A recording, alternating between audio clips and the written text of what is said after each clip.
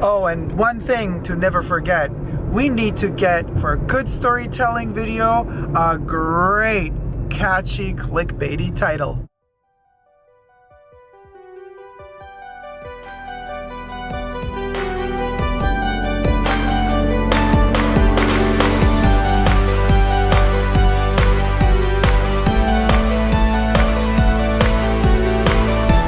Hi guys, Dacob here. I'm in the car. You wanted a vlog, you get the vlog. I am driving to the YouTube space in LA. I don't know. I'm really not in the mood to go there, actually, to be perfectly honest with you. But I don't know why. I applied to it because it seemed interesting, and then all of a sudden now it's like, okay, well, let's see what it is. It's a storytelling course, and I guess they're going to teach me all the secrets about how to tell you guys a story, how to share with you my deepest thoughts, my deepest secrets, all those. And you know, okay, let's be shade. Oh darn, there's the shade is there. This camera is so annoying when you have it in your hand because like you can't touch anything. It's so microscopic. So I zoomed into myself. Now you can see my potato nose. Okay, listen. Storytime shades. 50 Shades of Storytime shading. You know, I don't even know why. Okay, I have the feeling that most of the YouTubers' Storytime videos I see are fake. You know, it's like people pumping up stuff, amping them up, making them sound like they're way more, I don't know, groundbreaking, life-changing than they actually really are or were when they happened. Granted, they happen in reality at all. So, you know, and it's usually those stories that are the most incredible, or the ones that kind of you know, believe the least because you think, okay. And usually it's the story time videos where people have some sort of, you know, intimate thing to say or intercourse to explain or talk about. You know, it's stuff that kind of catches the attention of the people, mostly because, you know, everybody's super curious to dig into other people's lives. Heaven forbid we were to ourselves have a more interesting life than our neighbors, right? But anyway, so I'm thinking to myself, you know, what could this storytelling course be about? Is it about like pepping up your actual story that might be really lame? And do they teach you how to make it all sound, you know, much nicer, more interesting than it really is? Or is it a course that puts into perspective the narrative of your life, meaning, you know,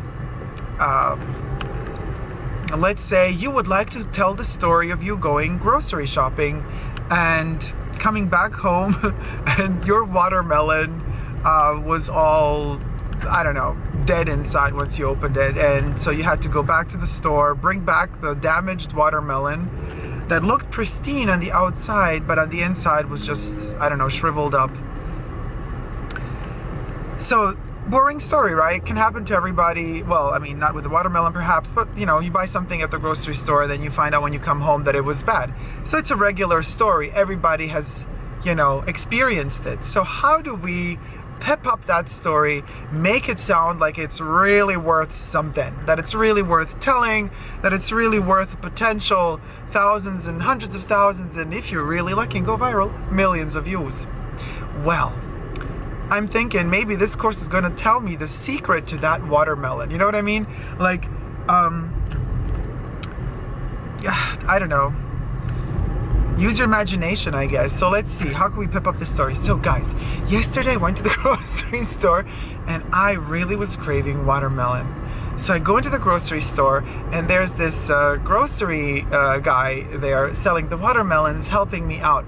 I noticed immediately that he was checking me out. Aha, now all of a sudden the attention veers from the initial watermelon to kind of a, you know, flirty innuendo between the grocery person and me. So was checking me out and said, I can help you pick out the right watermelon. And I'm like, okay, well let me, okay, well give me the right one. Okay, help me out. You know, I could, you know, whatever, this could go even tack here. Like, yeah, I could sure use some help. And then it all goes from there. So he starts knocking on the watermelons, and he's like, you gotta pick the watermelon, you gotta pick the hardest watermelon. They gotta be hard on the outside. And when you knock on them, there has to be an echo in there, you know. And that's how you know how on the inside they're juicy. But the outside has to be hard. Okay. And I'm like knocking on these watermelons because, you know, little naive me, I don't know what he's talking about.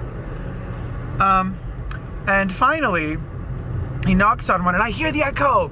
And I'm like, whoa, that's a watermelon. Now I get it. And I like, you know, look at him. And then he hands me over the watermelon. And as he hands me over the watermelon, he like, his hand touches mine, you know, and I'm like, oh. And it stays there in contact just like that fragment of a second too long, so you know, oh wait a minute, this was intentional.